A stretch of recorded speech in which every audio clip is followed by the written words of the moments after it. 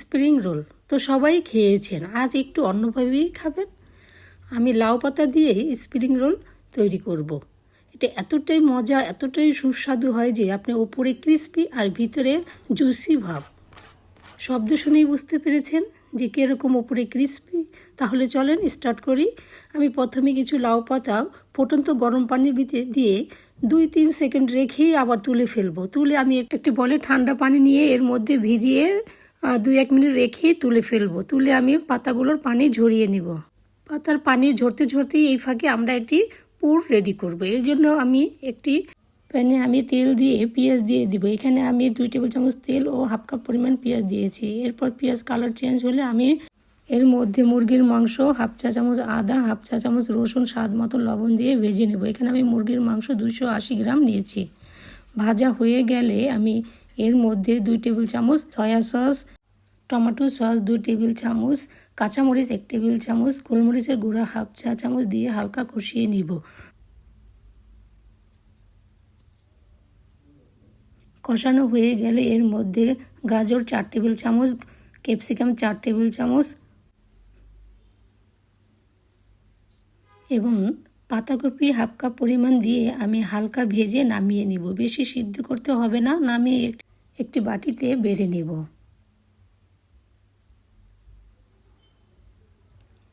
এদিকে আমি একটি লাউ পাতা নিয়ে এর মধ্যে আমি 2 টেবিল চামচ পুর দিয়ে এর উপরে কিছু ফ্রেশ চিজ দিয়ে স্প্রিং রোলের শেপ দিয়ে আমি বানিয়ে নিব।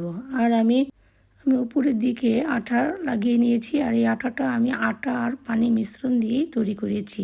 এটা লাগানোর ফলে ভাজার সময় খুলে আসবে না। আপনাদের বোঝার জন্য আমি আরও 2-1টি করে দেখাচ্ছি।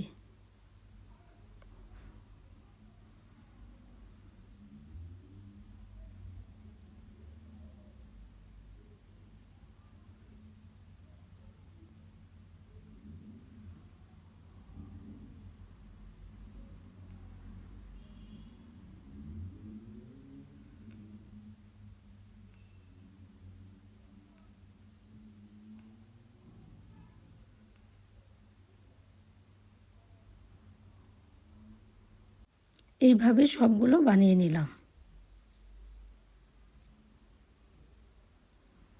উপরে ক্রিস্পি ভাব আসার জন্য আমরা একটি বলে 2টি ডিম ফেটে এর মধ্যে সামান্য পরিমাণ গোলমরিচের গুঁড়া, সামান্য পরিমাণ লবণ দিয়ে ফেটে নেব। ফেটানো হয়ে গেলে আমি একটি বড় বাটিতে ঢেলে নিব এবং অন্য একদিকে আমি কিছু ব্রেড গ্রাম নিয়ে নিলাম। প্রথমে আমি ডিমের উপর গড়িয়ে পরে ব্রেড গ্রামের উপর গড়িয়ে কোট করে নিব।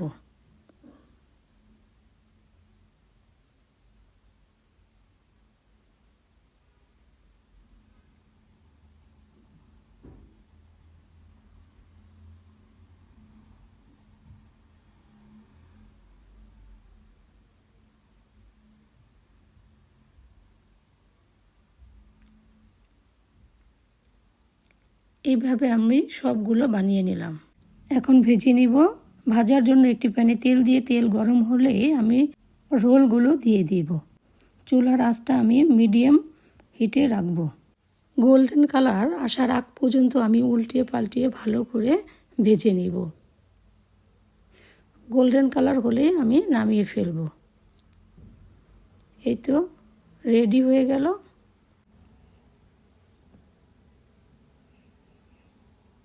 দেখেন দেখতে কি সুন্দর হয়েছে। দেখতে যেমন সুন্দর সেই জিনিস খেতেও অনেক মজা।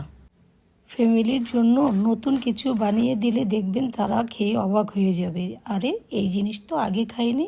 সবাই আপনার প্রশংসাই করবে। তাহলে আমার এই রেসিপি বানিয়ে আপনারা সবাই বাসায় ট্রাই করবেন।